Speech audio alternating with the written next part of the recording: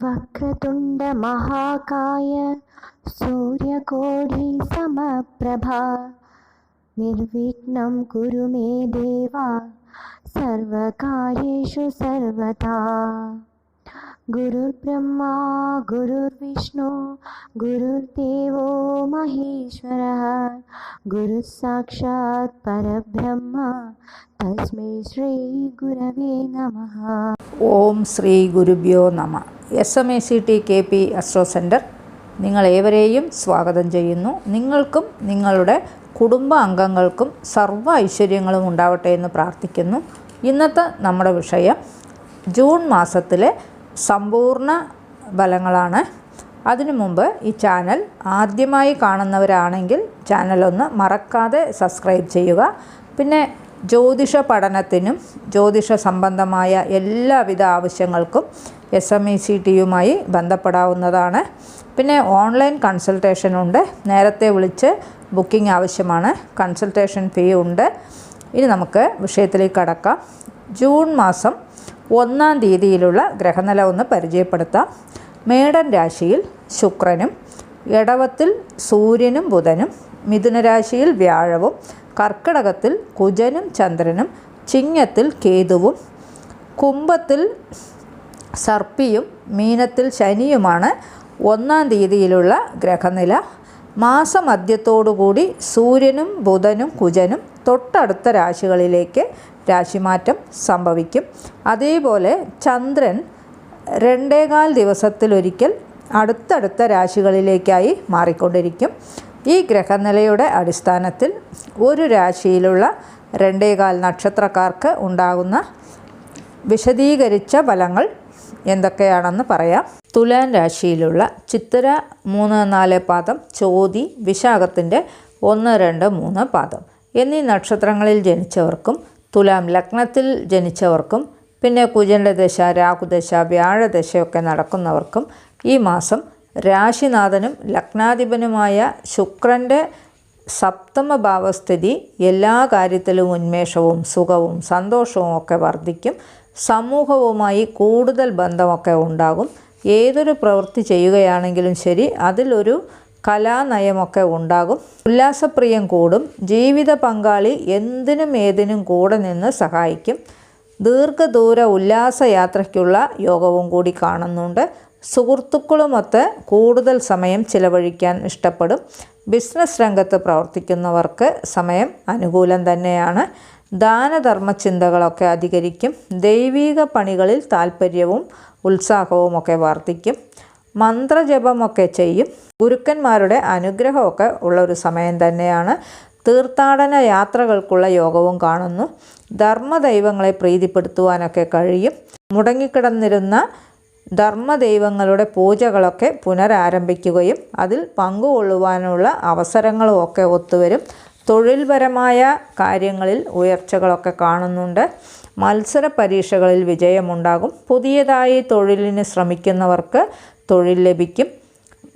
Real estate ബിസിനസ്സൊക്കെ ചെയ്യുന്നവർക്കും അതേപോലെ കൺസ്ട്രക്ഷൻ മേഖലയിലുള്ളവർക്കും സമയം വളരെ അനുകൂല നിലയിലാണുള്ളത്.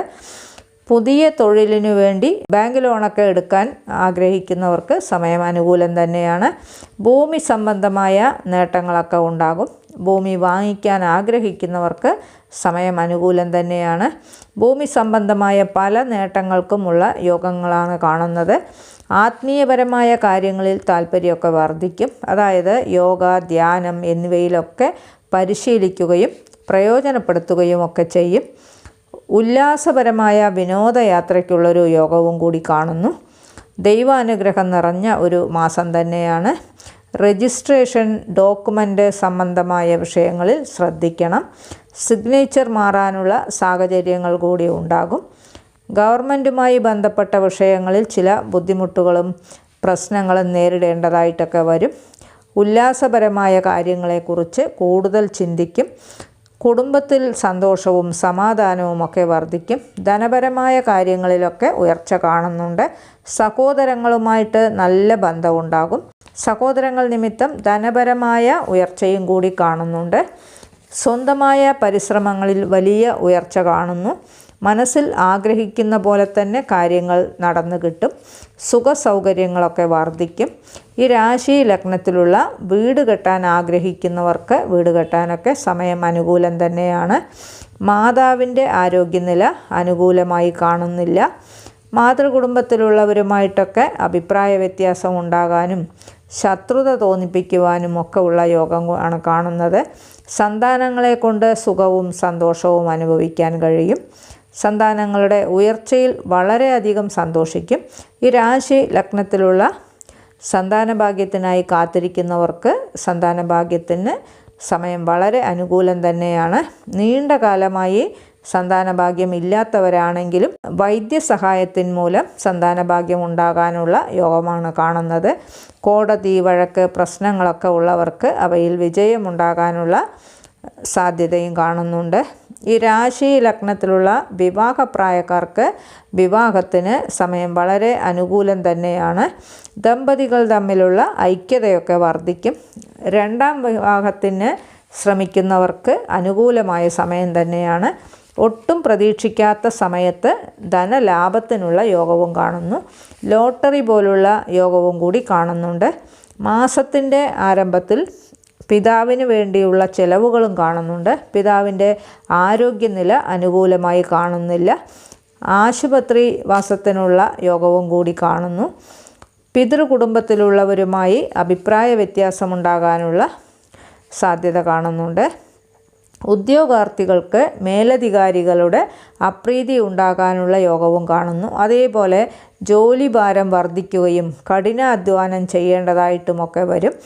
സംഘങ്ങൾ, ട്രസ്റ്റ് എന്നിവയിലൊക്കെ പ്രവർത്തിക്കുന്നവർക്ക് ചില മനപ്രയാസങ്ങളെ കൂടി നേരിടേണ്ടതായിട്ട് വരും. അവിടെയുള്ള ധനപരമായ കാര്യങ്ങൾ കൈകാര്യം ചെയ്യുന്നവർ പ്രത്യേകം ശ്രദ്ധിക്കുക.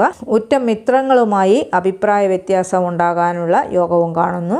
മരുമക്കൾ ശത്രുക്കളെ പോലെയൊക്കെ പെരുമാറും. നിയമവിരുദ്ധമായ കാര്യങ്ങളിൽ ഇടപെടാതെ പ്രത്യേകം ശ്രദ്ധിക്കുക. ഉറക്കം നഷ്ടപ്പെടാനുള്ള സാധ്യത കാണുന്നുണ്ട്. ആരോഗ്യനില മധ്യമമായിട്ടാണ് കാണുന്നത്. വാദസംബന്ധമായ പ്രശ്നങ്ങൾ, തോൽവ്യാധി, കഫസംബന്ധമായ പ്രശ്നങ്ങൾ, അലർജി എന്നിവയ്ക്കൊക്കെ ഉള്ള യോഗം കൂടി കാണുന്നു. പൊതുവെ ഈ മാസം ഈ രാശി ലഗ്നക്കാർക്ക് ഗുണവും ദോഷവും സമ്മിശ്രമായിട്ടുള്ള ഫലങ്ങളാണ് അനുഭവിക്കാൻ കഴിയുക. ഇവയെല്ലാം ഈ രാശി ലഗ്നക്കാരുടെ ഈ മാസത്തെ ഗ്രഹനിലയുടെ അടിസ്ഥാനത്തിലുള്ള പൊതുവായ ഫലങ്ങൾ മാത്രമാണ്. അവരവരുടെ ജനനകാല ഗ്രഹനിലയ്ക്കനുസരിച്ച് തത്സമയം നടക്കുന്ന ദശ അപഹാരങ്ങൾക്കനുസരിച്ച് ഫലങ്ങളിൽ ചില മാറ്റങ്ങളൊക്കെ ഉണ്ടാകുമെന്നുകൂടി പ്രത്യേകം ഓർമ്മിപ്പിക്കുകയാണ്. ഈ ചാനൽ ഇതുവരെ സബ്സ്ക്രൈബ് ചെയ്യാത്തവരാണെങ്കിൽ ചാനൽ ഒന്ന് സബ്സ്ക്രൈബ് ചെയ്യുക. പിന്നെ വീഡിയോ ഇഷ്ടപ്പെട്ടുവെങ്കിൽ ലൈക്ക് ചെയ്യുക. നിങ്ങളുടെ വേണ്ടപ്പെട്ടവർക്കും സുഹൃത്തുക്കൾക്കുമൊക്കെ ഷെയർ ചെയ്ത് കൊടുക്കുക. നിങ്ങളുടെ അഭിപ്രായം കമൻറ്റ് ബോക്സിൽ അറിയിക്കുക. വേറൊരു വിശേഷവുമായി നമുക്ക് വീണ്ടും കാണാം. നന്ദി, നമസ്കാരം.